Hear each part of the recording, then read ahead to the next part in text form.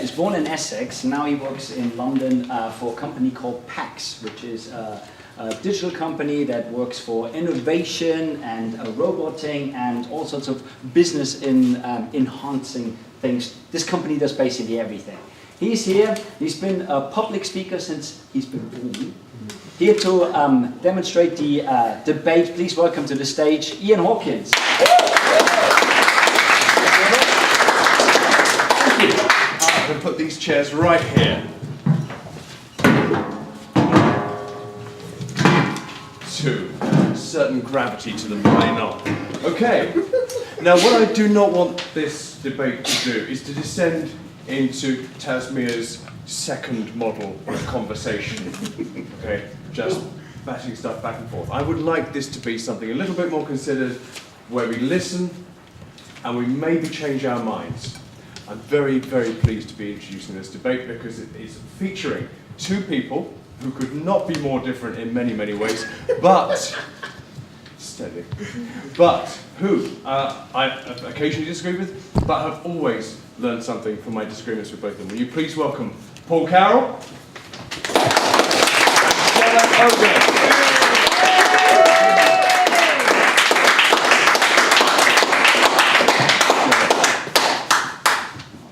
So make yourselves comfortable before you make each other uncomfortable. And we have a motion which we'll be proposing. This House believes that 9/11 was an inside job.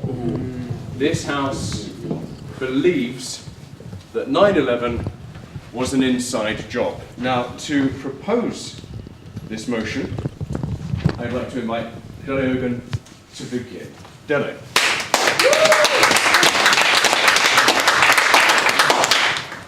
Oh, good evening, everyone. By way of introduction, I'm a trial lawyer by occupation. I'm in court interrogating facts and evidence on a daily basis. And in my other capacity, I'm a historian, again, interrogating facts, seeking to establish what really happened. So what both disciplines have in common is that I was not there, but I have to get to the truth of the matter, knowing full well that there are people out there trying to persuade me that black is white and white is black, i.e. the opposite of the realities. So that's by way of background, and that's why you should believe me on this motion. This is my daily occupation. Now, 9/11. Can I remind you about what hit the news recently? You remember the incident in the Saudi embassy in Turkey? If the cameras were not there, what would we have had? What many people will have dismissed as a conspiracy theory. It couldn't possibly have happened. No government will possibly behave like that and do such a heinous act. That minds, human minds, intelligent minds will get together and sit down and conspire to murder so atrociously. Surely somebody will have blown the whistle. Surely somebody will have stood up and said, we can't possibly do that. If the cameras were not there, many of us will have said, hell no, it couldn't happen.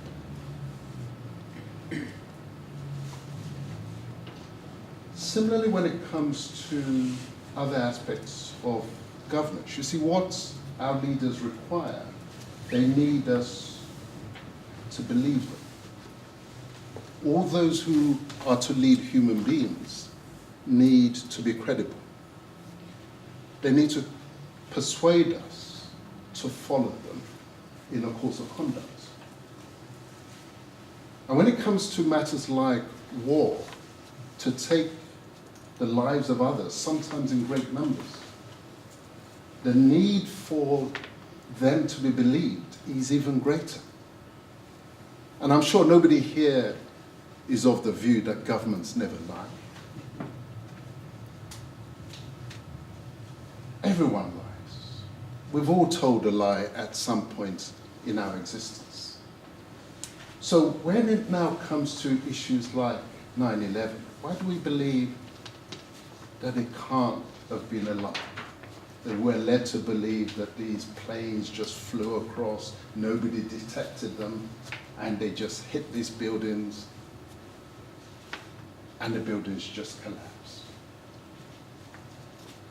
Let me tell you why I don't believe it. Of course, I wasn't there, but it was a similar incident some years back. We were not there. Remember Pearl Harbor? Again, as a prelude to war, Pearl Harbor happened. And how many people believe that that was not an inside job? Well, I'll tell you why I came to the view that it was an inside job in the course of my historical research. Because when I looked at the timeline, I saw that there had been this meeting between Winston Churchill and Franklin Delano Roosevelt, the then President of America, where Churchill went to America to persuade Roosevelt for America to come into the war on the side of the Allied forces. That was before Pearl Harbor. And Roosevelt initially refused and said, hell no. We saved you in the First World War and now you're back again. We're not going to put American lives on the line again. Then Roosevelt was persuaded and agreed that America would enter the war. That's what was the Atlantic Charter of 1941. That charter was signed before Pearl Harbor. Then Pearl Harbor happened. Why did Pearl Harbor need to happen? Because it is not easy to persuade masses of people to enter a war. They say, why are we going in there? It's got nothing to do with us. It needs an incident like that. That's exactly what happened in the case of 9/11.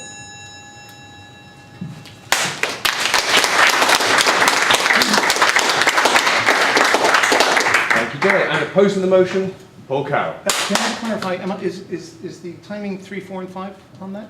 It is. Chris, yes, thank you. 3, 4, and 5? Yes. Right, thank you very much. Thank you, Mr. Chairman. Thank you very much, and I'd like to thank Delia especially for that very interesting talk on conspiracy theories of his. Now, I'm going to say a word or two on behalf of conspiracy theories. That might not seem like my role, but actually it is, because as Delia mentioned, conspiracies do happen.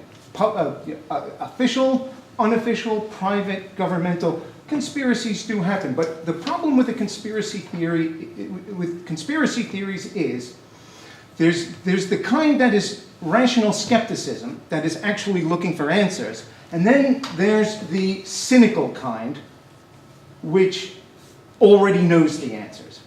Now, interestingly, for a barrister who deals with evidence, the proposition did not offer any evidence that 9/11 was an inside job. He spoke generally about conspiracies, but he did not offer any evidence that 9/11 was an inside job, which is an unorthodox and interesting way to debate.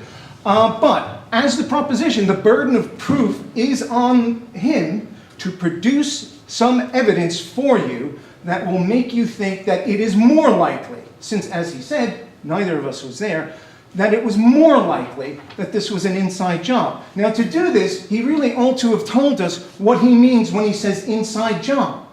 What is an inside job? Well, presumably, and I'm just guessing, he meant the US government. He didn't mention any other government, so presumably he meant the US government. Now, the US government is rather large. So does the proposition mean George W. Bush made this decision and plan? Does he mean Dick Cheney made it? Did the White House staff make it? Did the National Security Administration, military intelligence, CIA, FBI, Customs and Immigration? Was it the US Treasury Police Service, like the Secret Service, or the Bureau of ATF?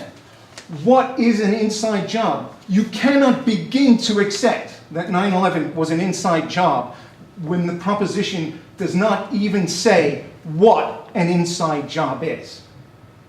Okay? So maybe that will come up at the Q&A. I really hope it does. Because the only thing approaching evidence that 9/11 was perpetrated from inside, presumably the US government, the only thing that the proposition offered was this idea that governments lie. In fact, he said everyone lies, which is a bad tactic to take when he's trying to convince you that he's telling the truth. I'm here. My role as the opposition. My role as the opposition is to scrutinize and analyze the case that the proposition is made. That's my role. So if he doesn't offer any evidence, if he continues to refuse to even say what he means when he says inside job, well, then he's failed in his task, and you really have to vote against him. I prefer, coming from perhaps a slightly more philosophical background than barristering, the principle of Occam's razor, a very good philosophical principle. And it says you shouldn't make any more assumptions than you have to. Now, most of the 9/11 conspiracy theorists make a post hoc, retrospective analysis of the situation. And they say things like, the airplanes couldn't have done it. There had to have been bombs placed. Now, what the proposition would have to say, if that's the case he was making, I mean, he has yet to make a case, but if that's the case he was making, then he really ought to say some of the mechanics of this. You know, how were the bombs planted? How were all of these multiple bombs planted in the World Trade Center? Because it would take a lot to demolish them by bombing, like in a controlled demolition. And those buildings were open 24 hours a day. I used to work very close to there. Those buildings were open all the time. So how did the government manage to sneak in all these explosives ahead with nobody noticing? That is the kind, and that's just one question of the many that could be asked. He hasn't even said that he thought bombs were planted.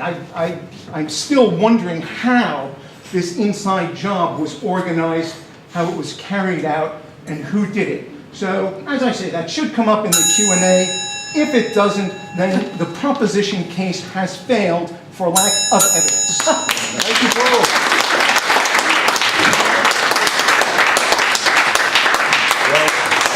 As Paul said, there is going to be a Q&A, so I'd like to sit there and start thinking of the questions you'd like to put to our two sides here. But first of all, I'd like to put one of my own, just to buy you all some thinking time. And the question is this. I went to the 9/11 memorial in New York this year, and in all of the exhibition, there is a small panel, and it says, it is a refutation of the kind of conspiracy theories that Delhi was talking about. So my question to you is, do you think that that should be there? Should there be more of it, talking about the various conspiracies, or do you think that that has no place in the 9/11 memorial? I'm going to ask you first, Delhi. Well, absolutely no place in the 9/11 memorial, in my view. Because, of course, it's all part of the strategy to stop the people thinking what they ought to be thinking, which is that the real guilty party in this exercise was the government, was the American government. So, of course, they will put the plug there to dismiss conspiracy. That's what they want us to believe. They need the credibility, and they need to deceive us in order to get to where they need to get to. That's the fundament of my point, that the essence of leadership, you do need your people to believe you. And sometimes in order to get that belief in the fastest way possible, the long route is to put all the evidence out there and ask them to analyze it in close detail and then come to a conclusion.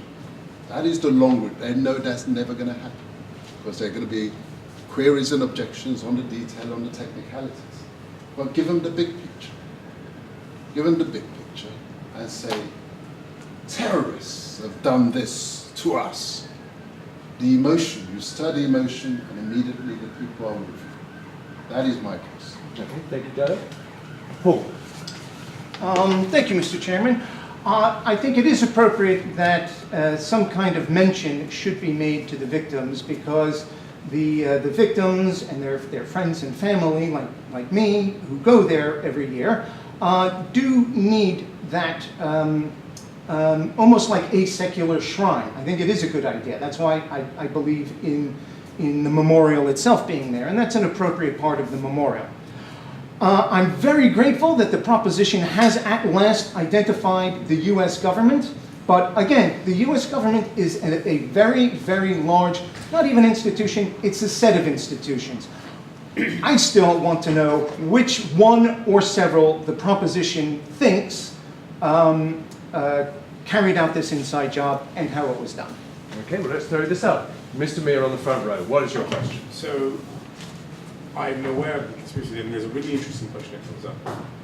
Why did the US government, or whoever it is, spend more money on impeaching Bill Clinton than they did spend on the 9/11 inquiry?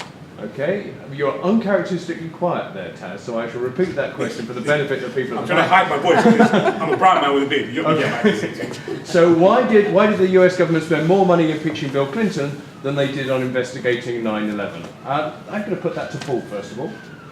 Well, that's really not germane to the debate, but I will have a stab at it. The impeachment of Bill Clinton was a very partisan move by his political opposition, who controlled the legislature.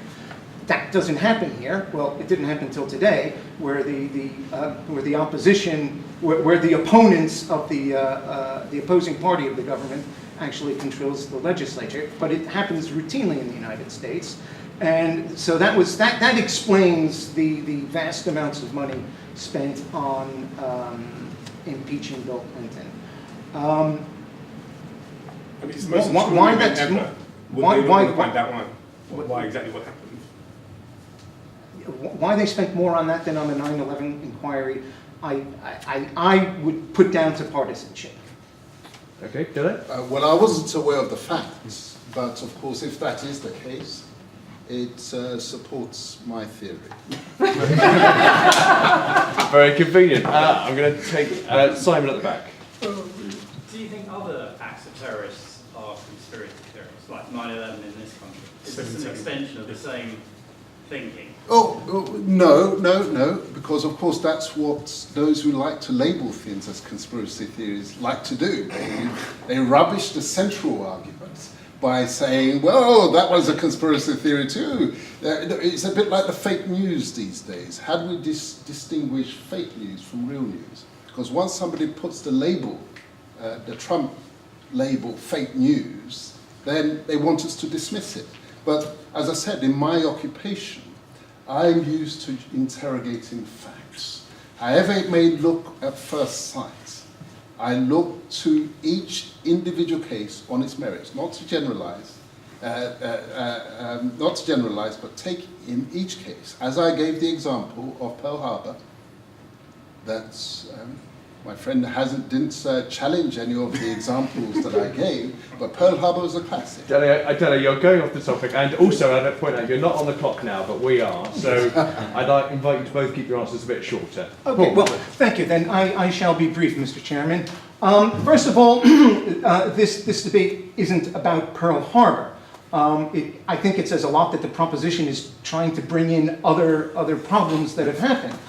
Secondly, the proposition has said that I've attacked the central argument by calling it a conspiracy theory. I went out of my way to make a distinction between a proper conspiracy theory, because conspiracies do exist, and the kind of cynical conspiracy theory that thinks they already know the answer. So I wasn't attacking the central core of his argument. He has yet to make an argument. He has stated that 9/11 was an inside job. He has yet to make an argument based on evidence. Brilliant, Paul. I'm going to go to you later, Chris, but Ernesto first of all.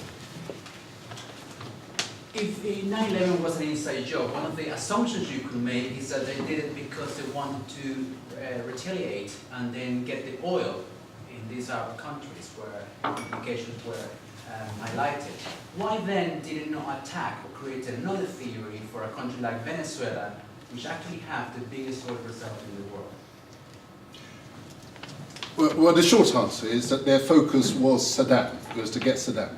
And they needed an excuse, a rational explanation to get the people behind the war efforts that was necessary to remove Saddam. So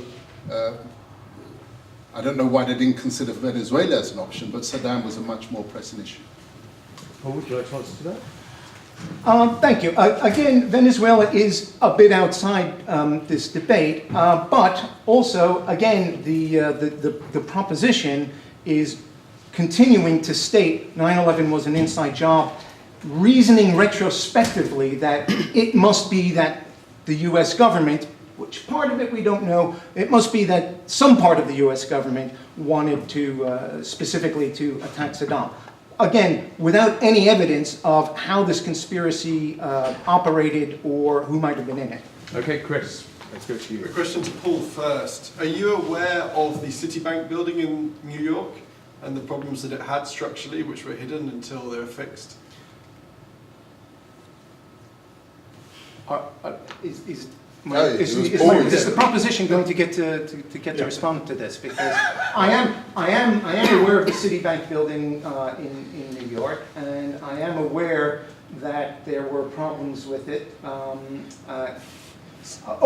Very, very, very marginally. I read an article by, I think, by an architect who discussed it. Yeah, so the Citibank is quite weak at the bottom because of the way it's designed. And the original calculations for wind were only done at 90 degrees. And it wasn't until an architecture student actually looked at those as a case study, a piece of coursework during university, that she did the calculations at 45 degrees and found that given a type of storm which would occur in New York regularly, the building would actually topple. So they made the repairs over about 5 years, sneaking welders in overnight each night. I think we've seen the same episode of 99% Invisible. Dele, do you like to answer that? I'll simply adopt Chris's evidence.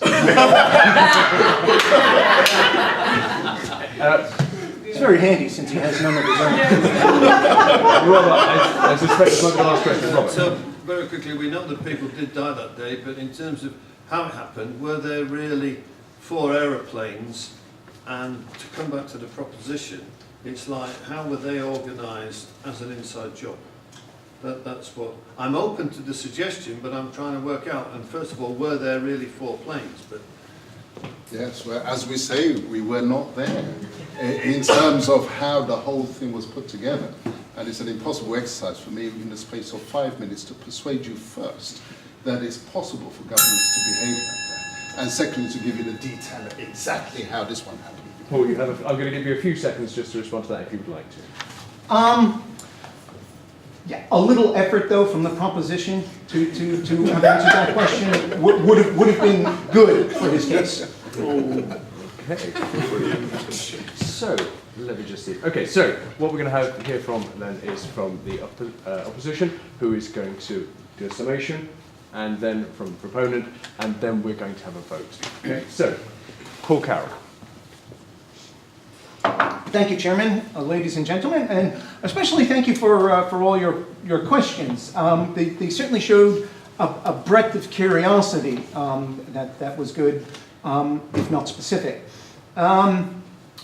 Tonight, the proposition needed to prove to you that, not beyond the shadow of a doubt, that 9/11 was an inside job, but that in the balance of probabilities, it probably was an inside job. He substantially and magnificently failed to do that. And he didn't even appear to me to be trying very hard to do that. The proposition, again, did not define what an inside job is. What did he mean by an inside job?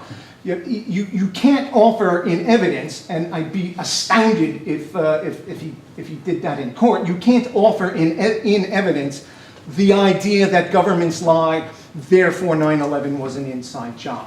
Right? That just doesn't work.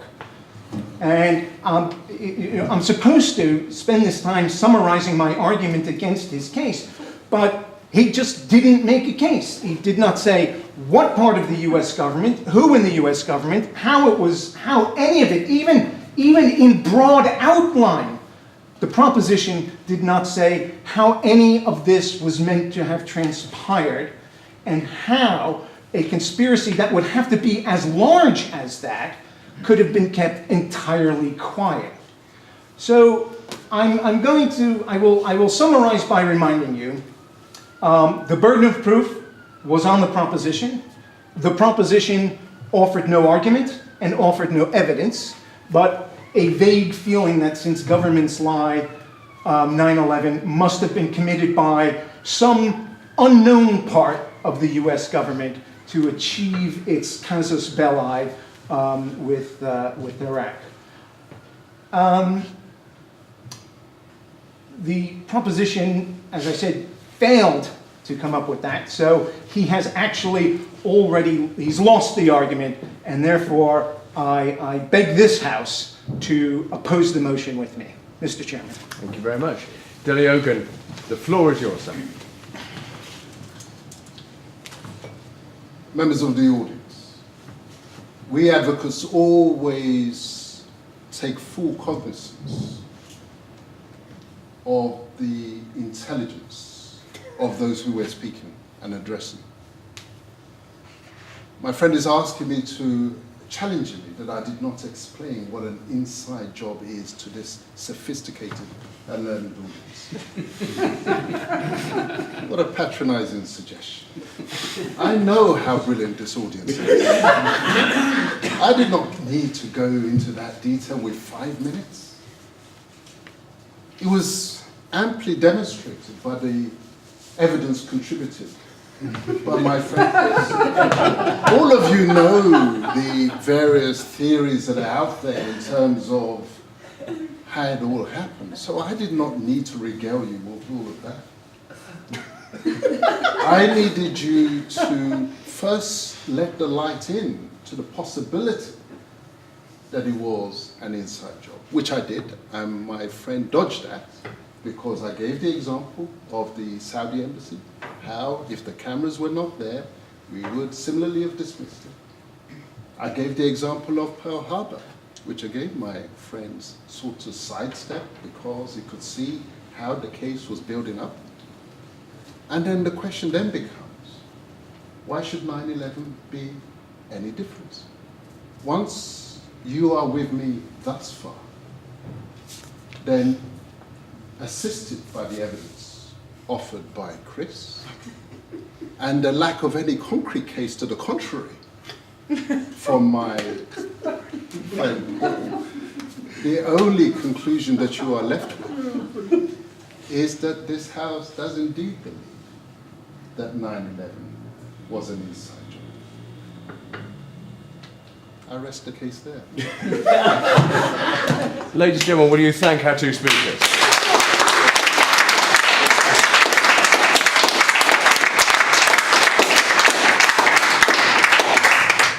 I'm going to say absolutely nothing to remain fully impartial.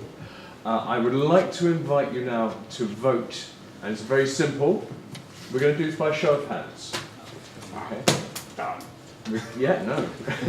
We're going to do this by show of hands. So those of you that agree with the motion proposed by Dele, that this House believes that 9/11 was an inside job, will you please raise your hands now?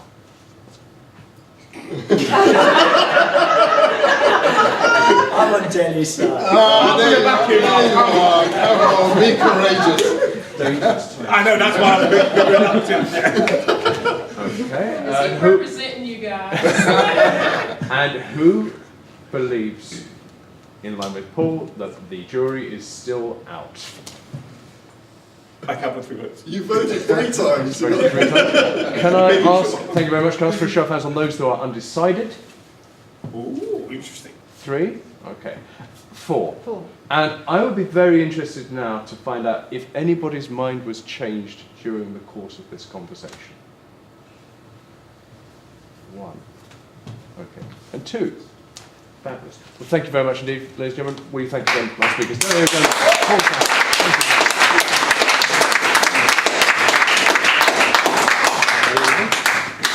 very much. Thank you, Mr. Chairman. Thank you. Thank you, Mr. Chairman.